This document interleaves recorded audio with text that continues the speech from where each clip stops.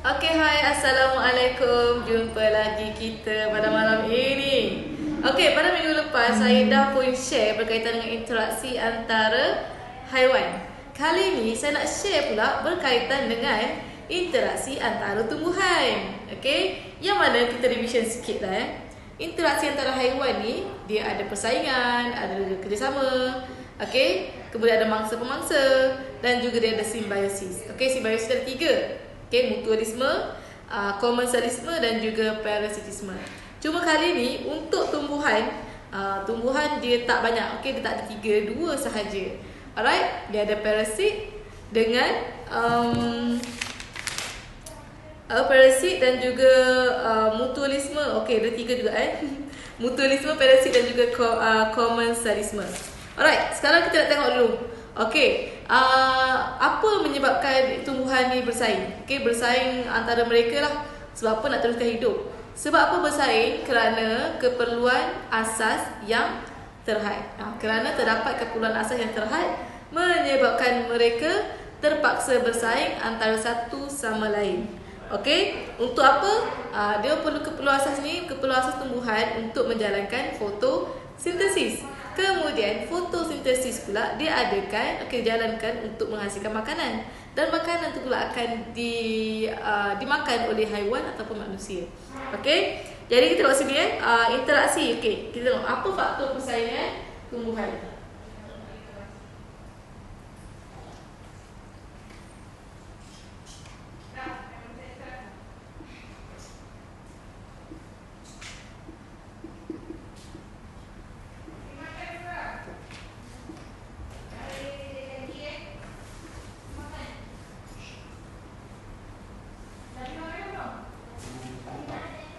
Okey, faktor persaingan tumbuhan ni ada 4 sahaja yang kamu kena tahu.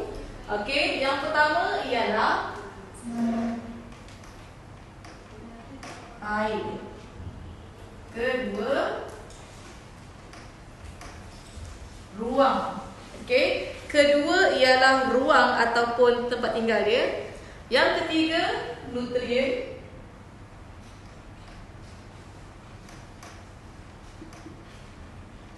Dan yang keempat ialah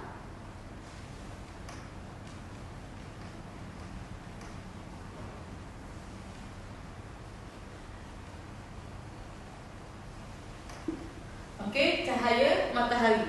Kalau kau perasan 4 benda ni diperlukan, air, ruang dan juga cahaya matahari ni untuk menjalankan fotosintesis dan juga baja untuk dia kekal sihat dan bertumbuh dengan membesar. So dekat sini persaingan disebabkan oleh apa? Disebabkan oleh keperluan itu terhad. Matahari terhad ke ni cikgu? Matahari kan banyak. Matahari tak terhad tapi dia mungkin dihalangi oleh pokok lain. Contohnya pokok yang berada di bawah, keliling ni pula pokok-pokok besar. Jadi pokok yang berada di bawah ni macam ni lah, kita lukis sikit. Pokok-pokok keliling sini. Kemudian ada pokok yang berjalan di bawah ni. Pokok-pokok yang bawah. Jadi bila dia dekat bawah, dia tak akan dapat cahaya matahari ataupun dapat sikit je. Sikit je. Jadi apa yang dia buat? Persaingan ni menyebabkan ada dia punya penyelesaian dia. Kejap lagi hujung kita akan tunjukkan apa penyelesaian pada masalah ini.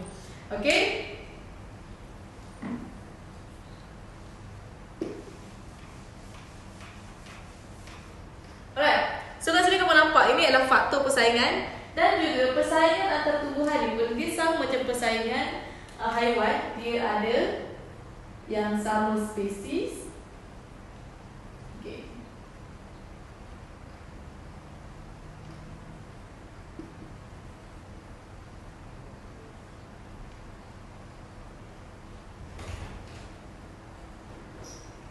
Dan juga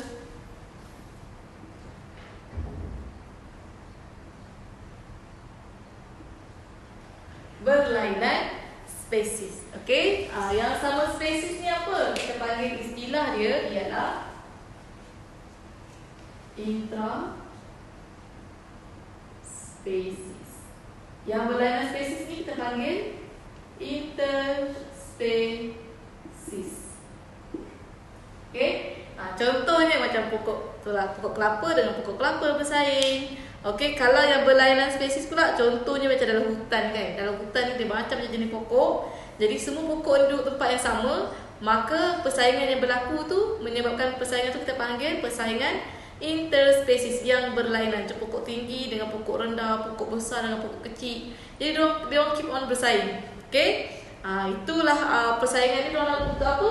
Untuk dapatkan keperluan asas mereka. Air, ruang, nutrien dan juga cahaya matahari. Okey, setakat ni boleh faham? Clear ke? Kalau clear, boleh komen clear dekat bawah tu. Okey? Boleh komen dulu. Alright. Bagi yang baru menonton nak tanya soalan, boleh tanya soalan. Kami akan jawab kemudian. Okey, so sekarang kita nak tengok faktor persaingan dan juga jenis persaingan dia. Okey, now kita nak tengok pula apakah kesan daripada persaingan tersebut. Okey, apa kesan daripada persaingan ni? Kalau soalan ni selalunya dia akan bagi dalam bentuk eksperimen. Eksperimen satu pokok dia bagi satu jenis eksperimen dia adakan bagi ruang yang berbeza. Satu eksperimen dia bagi jenis air, kuantiti air yang berbeza. Satu lagi eksperimen kedudukan untuk nak tengok keperluan cahaya matahari dia.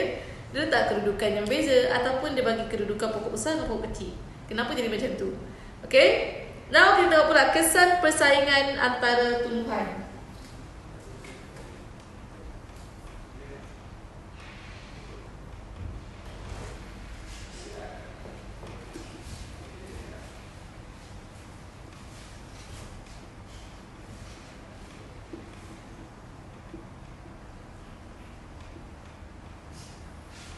Okey, kesan persaingan antara tumbuhan menyebabkan tumbuhan ni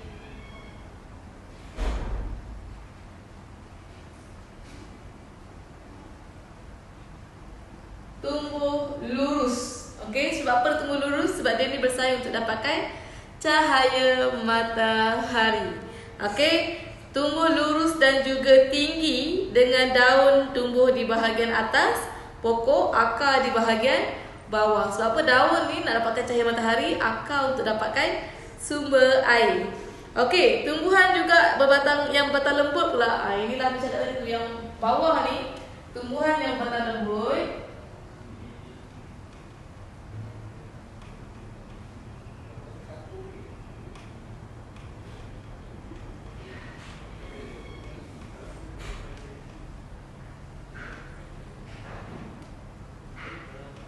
Okey, tumbuhan berbatang lembut ni dia akan tumbuh menjala ataupun memanjat pokok yang tinggi.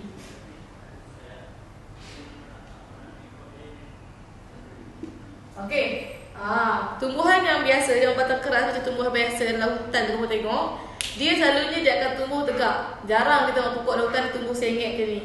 Okey? Alright. Sebab apa? Sebab dia orang ni semua bersaing untuk dapatkan cahaya matahari. Jadi tumbuhan dalam hutan ni kebanyakan pokok-pokok dia tinggi-tinggi. Semua tinggi-tinggi. Sebab apa? Semuanya bersaing untuk dapatkan cahaya matahari. Okey, apa pula yang berlaku pada tumbuhan yang berbatang lembut? Yang tumbuh dekat bahagian bawah ni, dia akan berjalan atau memanjat pokok yang tinggi untuk mendapatkan cahaya matahari. Dan dia akan tumpang pokok yang tinggi. Sebab apa? Sebab dia dapatkan keperluan. Kalau dia tumbuh dekat bawah, tak ada cahaya matahari. So ini dah ciptaan yang Allah bagi ni sangat-sangat dah perfect. Okay, so dia sendiri naik atas untuk dapatkan cahaya matahari. Okay, tumbuhan yang kalah pula. Okay, dalam tumbuhan pula dia macam haiwan juga. Haiwan pun ada haiwan yang lemah. Okay, ada haiwan yang kuat. Tumbuhan yang kalah ataupun dia tak mampu bersaing dengan pokok lain. Jadi apa yang berlaku? Dia akan terbantuk lah. Okay, dia akan tumbuh terbantuk berbanding pokok-pokok lain. Sebab apa? Sebab dia tak mampu nak bersaing dengan pokok-pokok lain. Okey, samalah kita pun. Kalau kita cepat mengalah, kita ke belakang. Kalau kita laju, kita ke depan. Jadi yang belum menyertai ataupun yang belum mendaftar KMNA, sila daftar segera. Okey, sila daftar segera. Yang mana kita akan mulakan KMNA pada 27 hari bulan, itu hari Sabtu ni, sehingga hari Jumaat. Sehingga Jumaat kita adakan 6 hari ya. 6 hari. Sabtu, Ahad, Isnin, Selasa, Rabu, Khamis, Jumaat. 7 hari. 7 hari ya. Okey, lepas tu pula kekurangan cahaya matahari ni dia akan menjejaskan fotosintesis dan mengancam kemandirian tumbuhan tersebut. Jadi antara tumbuhan ni pun dia kena bersaing untuk dapatkan keperluan asas dia. Yang bagus dia orang tak perlukan orang lain pun nak bantu dia untuk bersaing, dia bersaing sendiri. Kalau dalam hutan siapa yang nak tolong kan? Okey, jadi kalau yang tak boleh ni lama-lama dia akan matilah. Sebab apa? Keperluan asas dia tak mencukupi. Mungkin dia dapat air yang cukup, nutrien cukup, tapi dia tak dapat cahaya matahari. So lama-lama dia akan mati. Okey, ada juga tumbuhan yang hidup tapi terbantut. Sebab apa? Sebab dia dapat cahaya matahari sikit je. Berbanding dengan yang lain. Okey? Itulah kesan persaingan antara tumbuhan. Okey? Tumbuhan tumbuh lurus, tumbuhan berbatang lembut dia akan menjala. Satu lagi.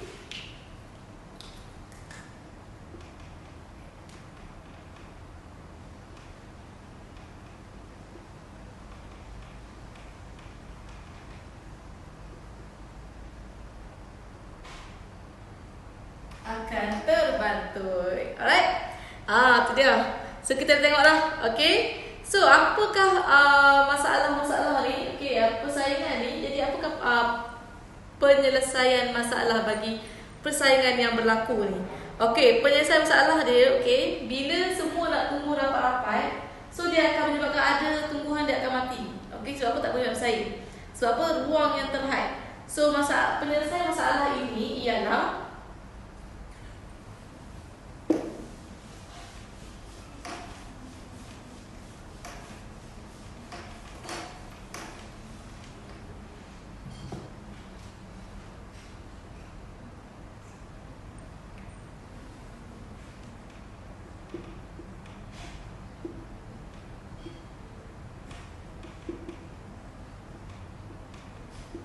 okey, ini cara kita nak atasi persaingan yang berlaku. Alright, so cara nak atasi persaingan yang berlaku ni, okey, yang pertama, tumbuhan ni memencangkan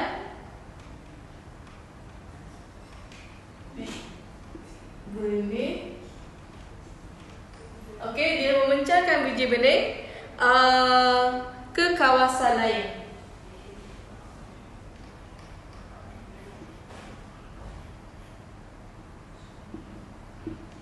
Okay. So yang pertama, okay, kalau dia tak pencahkan biji benih, bila pencah dia pencahkan ke tempat lain lah.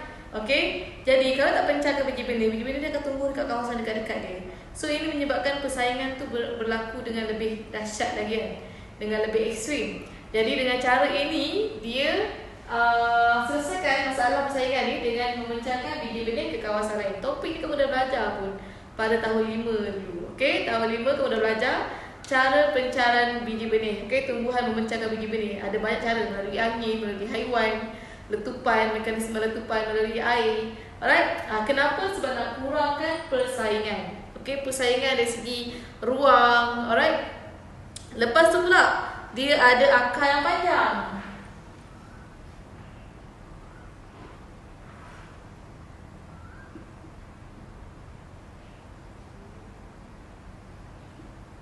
Okey, mempunyai akar yang panjang untuk mendapatkan sumber air. Okey, untuk dapatkan air dan juga tumbuh lebih tinggi.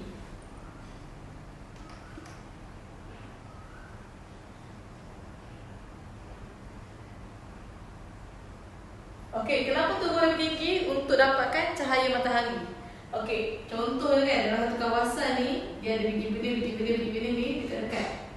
Okey, so tak semua tumbuhan dia akan tumbuh rendah. Jadi akan ada tumbuhan yang memang kuat dia akan tumbuh dengan lebih tinggi lah berbanding tumbuhan lain. Okey, macam tu. Kalau yang lain tumbuh rendah, macam tu kan. Ada yang tinggi, ada yang rendah. Yang tinggi ni menunjukkan dia ni kuat lah. Okey, dia bersaing dengan elok. Tapi ada pokok yang tumbuh rendah.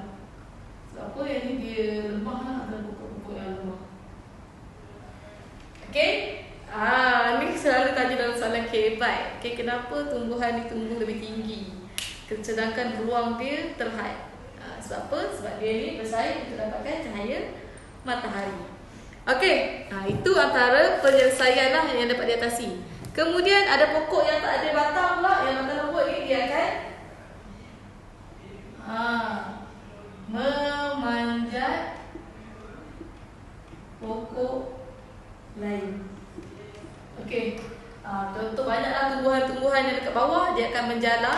Contohnya pokok timun. Okay, kalau kamu tak ada, dia akan ni lah. So kita adakan dia, kalau ada pokok, dia akan panjat pokok tu. Kalau kita tak tiang ke, dia akan panjat tiang ni untuk dapatkan cahaya matahari. Okay, itu antaranya.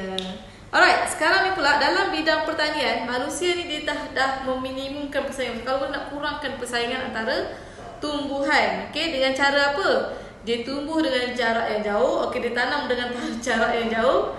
Alright, lepas tu dia cabut rumput. Kalau ada rumput ni, rumput-rumput ni tak perlukan, okay. Kalau nak tanam pokok, jarang kita biar, kalau kamu tengok petani pun, jarang dia biarkan rumput yang tumbuh di sekitar pokok dia. Sebab apa? Rumput ni pun dia boleh meningkatkan persaingan. Dia pun akan bersaing dengan pokok yang tanam. So pokok yang dapat manfaat, dia akan stay. Pokok yang rumput kan, rumput ni sekadar kita pun tak boleh makan kan. Jadi dia akan cabut, buang. Okay, supaya kawasan tersebut memang khas untuk pokok dia sahaja. Okay, lepas tu pula simbiosis. Sekarang kita nak tengok simbiosis. Bio ni maksudnya kehidupan, hidup. So simbiosis ni maksudnya hubungan yang berlaku antara dua hidupan yang duduk sekali. Dia orang duduk sekali. Okay, hidup di kawasan yang sama. Okay, so yang ini pun sama juga. Kamu kena tengok yang ni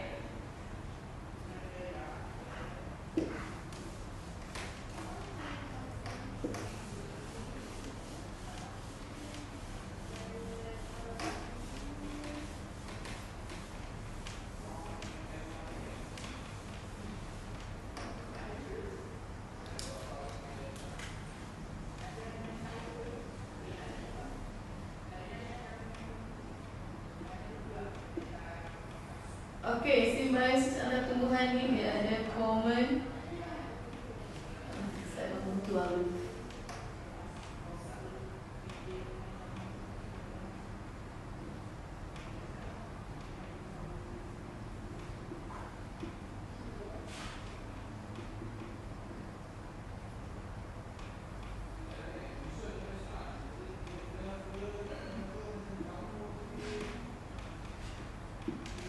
Okay, so kita ada 3, mutualisme, komensalisme dan juga parasitisme. Cuma mutualisme ni dia tak tanda sangat. Sebab apa? Ini antara tumbuhan dengan haiwan sebenarnya. Okay, so yang ni tak tanda sangat lah. Okay, antara tumbuhan dengan haiwan, yang mana tumbuhan ni kupu-kupu dia dapatkan makanan daripada bunga. Okay, bunga, lepas tu bunga apa dia punya kebaikan dia? Kupu-kupu itu akan sebarkan dia punya biji-benih ke tempat lain, akan pencarkan biji-benih ke tempat lain. Okay, tapi kita nak tengok sini yang famousnya dia akan tanda ialah komensalisme dan juga mutualisme. Okay, komensalisme ni dia macam ni lah. Satu alright, satu tak alright. Satu tak apa-apa, satu just kosong lah. Okay, maksudnya satu dapat manfaat, satu lagi dia tak ada efek, tak ada kesan apa pun. Okay, lepas tu pula yang parasit ni, satu dapat manfaat, satu lagi dapat kerugian. Okay, satu dapat manfaat, satu kerugian. Alright, contohnya komensalisme ialah pokok langsuyang.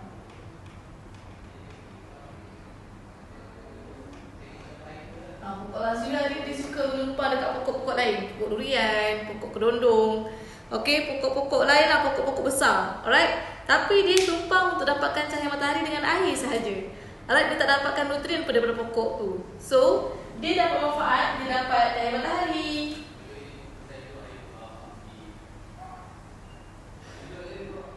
Jadi dia tak memudaratkan tumbuhan yang ditumpang tu. Alright, so pokok langsuyang dia dikategorikan sebagai pokok jenis hubungan komensalisme. Okay, komensalisme. Alright, lepas tu pula parasit ni contohnya ialah pokok benalu dengan pokok besar.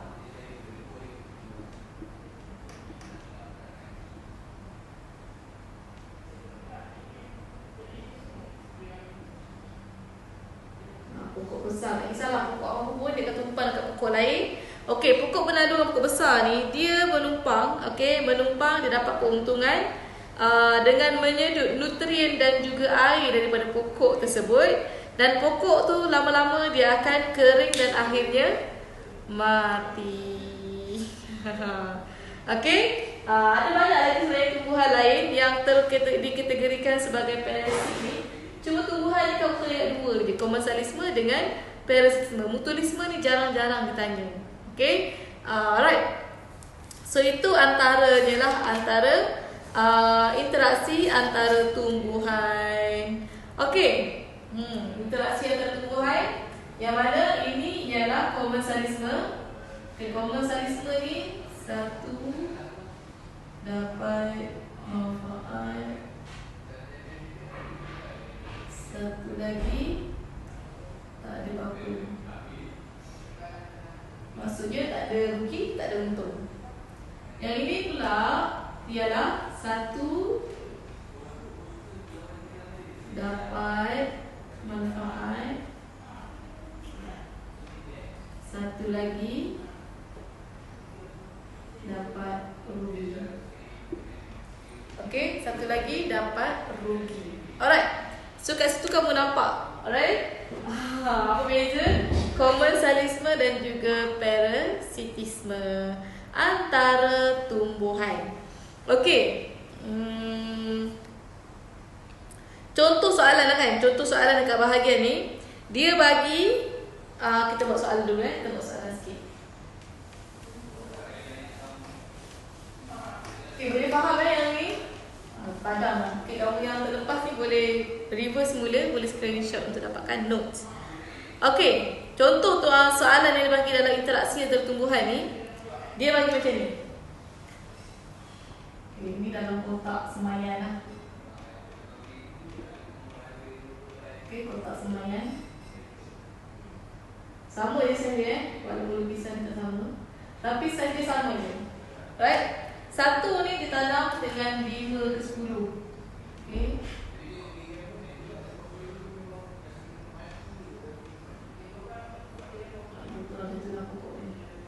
Okay. Satu lagi ditanam satu je pokok. Alright, satu sahaja pokok. Ruang yang sama. Okay. Ini T, ini U.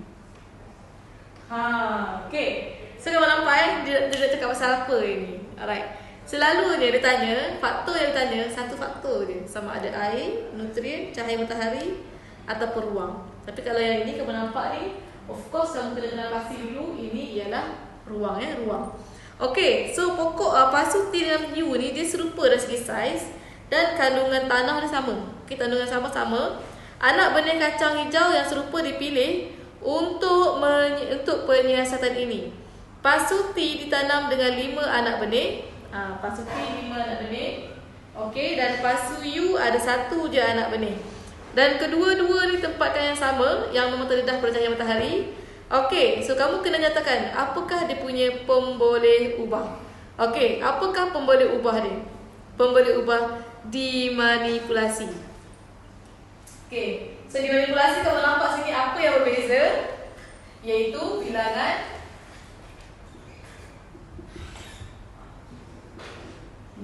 anak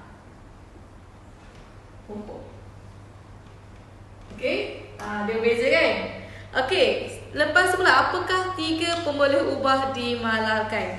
Dekat sini banyak pemboleh ubah dimalarkan. Okey, antaranya ialah yang ini PM Sekarang PB pula. PB dan dia minta 3 Saiz pasu. Kamu tak boleh nyatakan pasu saja kena nyatakan dia punya ukur, apa dia punya parameter dia. Okey, saiz, isi kandung apa, isi padu, sebab tu. Okey, lepas tu apa lagi? Tempat penyiasatan.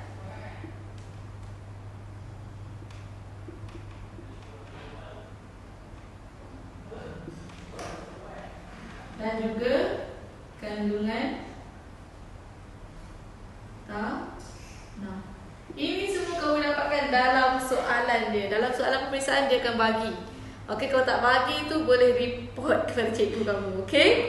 Alright, macam ni dia bagi, dia kata anak benih kacang hijau yang serupa, jenis anak benih boleh. Lepas tu pula kedua pasu diletakkan di tempat yang sama, tempat dia sama, disiram dengan kuantiti air yang sama. Kuantiti air pun sama. Kuantiti air jenis anak benih. Jenis benih lah. Okey, lepas tu saiz pasu, and dia kata kandungan tanah yang sama. Okey, so banyak sangat pun boleh ubah dimararkan dalam ni. Okey, lepas tu pula ramalkan perbezaan antara anak benih dalam pasu T dengan anak benih dalam pasu U. Okey, dari segi bilangan daun dan juga ukuran lilitan batang. Okey, so bilangan daun dia, bilangan daun, okey, dalam U dia lebih banyak lah. Okey, yang ni banyak, yang ni sedikit. Okey, lilitan batang pula yang ni besar dan ini kecil. Right, kecil sebab apa? Sebab dia bersaing. Okey, lepas tu pula berikan alasan ramalan yang dibuat. Okey, kenapa? Sebab ini mempunyai ruang yang terhad. Okey, T ruang yang terhad, yang mana U pula ruang yang tidak terhad, ataupun kurang persaingan ruang. Kalau yang T ni persaingan ruang yang tinggi. Okey, and kita ada pula tanya, didapati anak benih dalam pasu T tumbuh lebih tinggi berbanding dengan anak benih dalam pasu U selepas 2 minggu. Okey, selepas 2 minggu dalam pasu T lebih tinggi, dia bersaing, dia tumbuh tinggi. Sebab apa? Kenapa? Sebab persaingan ni lah, persaingan untuk dapatkan cahaya matahari menyebabkan pokok anak benih dalam pokok T tumbuh lebih tinggi berbanding dengan U. U ni duduk rendah tak apa, dapat cahaya matahari. Tapi T, kalau rendah dia takkan dapat cahaya matahari. Jadi semuanya bersaing untuk dapatkan cahaya matahari. Jadi semua tumbuh lebih tinggi dan lurus ke atas. Okey, so itu antara soalan yang ditanya dalam bab interaksi antara tumbuhan. Ada banyak lagi sebenarnya, tapi Miss tentu yang ini sahaja dulu. Okey, alright. So bagi yang baru menonton, okay, kamu boleh mula semula daripada awal. Yang menonton selepas live ni, kamu boleh juga tanya soalan jika ada yang tidak faham.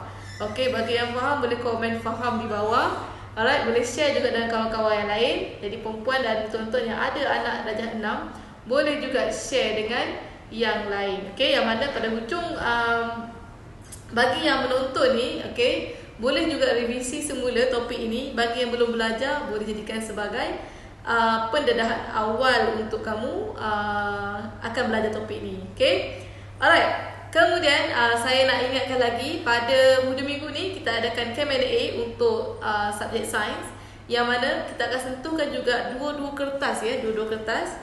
Kertas 1 dan juga kertas 2. So kita pandang dulu sikit.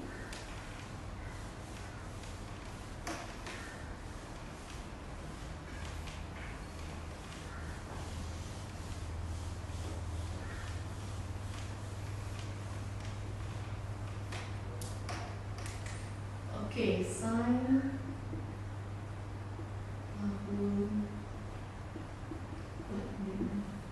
Okey, kita akan share ke satu. Right, satu 40 soalan. Kertas 2. Okey, kertas 2. Kita akan share juga dalam kertas 2 ni ada soalan jenis kemahiran proses sains dan juga soalan KBAT. Okey, so soalan struktur, KPS dan juga KBAT. Alright, kita akan sharekan dalam bengkel Q&A. Dan juga bagi penyertaan Q&A ni akan percuma ujian secara online. Alright, dan bengkel ni pun kita adakan secara online, dan juga bagi yang berdekatan boleh datang secara offline, tidak ada masalah. Okey, bagi yang jauh boleh join secara online sahaja di rumah masing-masing. Okey, dalam topik dalam ni kita akan share dan juga pelajar berpeluang menduduki ujian